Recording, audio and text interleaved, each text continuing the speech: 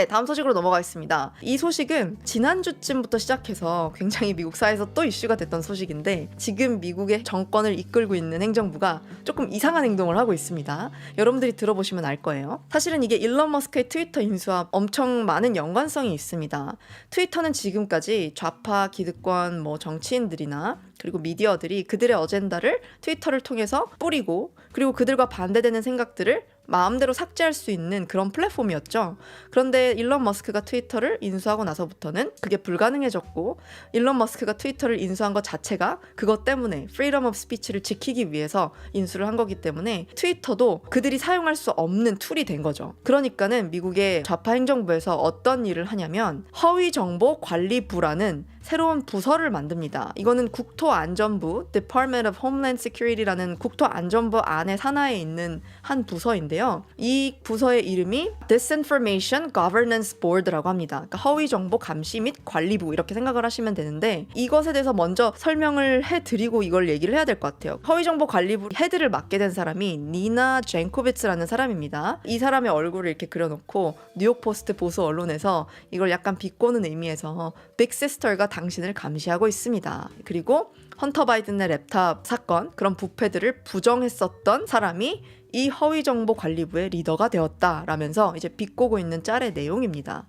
그러니까 결국에는 바이든 행정부에서 만든 그 허위정보를 관리하겠다고 만든 게 이제 트위터가 사라지니까 대신 우리가 정부 차원에서 연방 차원에서 사람들의 말들이 퍼질 때 허위정보가 퍼지지 않도록 관리를 하고 감시를 하겠다 이런 취지입니다. 그런데 당연히 이런 부분에 대해서 미국에 생각 있는 공화당 의원들이 가만히 있을 리가 없겠죠. 그래서 이런 기사가 나옵니다. 바이든의 허위정보관리부에 대한 예산 삭감을 위해서 공화당을 이끄는 탐 커튼 공화당 상원 의원이 허위정보부는 위헌적이고 미국스럽지 못하다라고 주장을 했다는 것입니다. 그러면서 정부에서 바이든 행정부가 이 부서를 만들고 여기에다가 지원하려고 하는 모든 예산들을 막아버리자라는 움직임을 이 공화당 상원 의원이 벌이고 있는 겁니다. 그래서 이 공화당 상원 의원이 바이든 행정부는 마치 오웰리안 정부처럼 1984에 나온 그런 오웰리안 정부처럼 대중들이 할 수 있는 말들을 단속하기 위해서 이런 부서를 정부 내에 만들었습니다.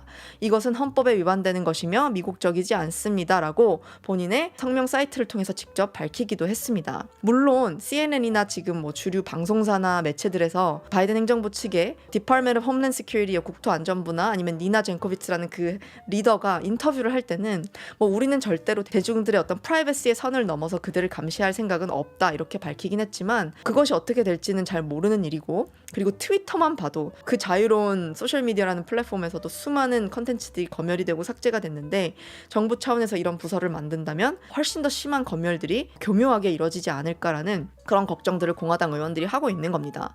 그리고 트위터는 단순히 기업의 한 형태였지만 물론 그 기업도 이제는 정부의 한 브랜치와 같은 역할을 하는 그렇게 되긴 했지만 근데 어쨌든 정부 자체에다가 이런 정부사나 부서를 만든다는 건 큰 일이라고 생각을 하기 때문에 이 부분이 지금 미국 사회에서 굉장히 논쟁거리가 되고 있습니다. 그래서 여러 가지 어젠다가 있지만 이제는 truth에 대한 이 허위 정보 그리고 진실에 대한 그런 기준까지도 양 당이 각자 다르고 그리고 그것을 놓고 서로가 진실이고 서로가 허위 정보다라고 이렇게 외치면서 싸우고 있는 그런 모습들이 미국 사회에서 벌어지고 있는 것입니다. 굉장히 충격적인 일이죠. 사실 약간 중국 같기도 하고요. 근데 정말 좀 충격적인 사실이 뭐냐면 이 허위 정보 관리부를 맡게 된 니나 젠코비츠라는 이 사람이 아까 말씀드렸다시피 자칭 러시아 허위정보 전문가입니다. 그런데 이 사람이 뭐라 그랬냐면 이미 뉴욕타임스를 통해서도 정정보도가 되고 밝혀진 그 헌터 바이든의 랩탑 사건이나 부패들이 전부 다 러시아에서 꾸며낸 음모다 이렇게 얘기를 하면서 부정을 했던 사람입니다. 그런데 이 사람이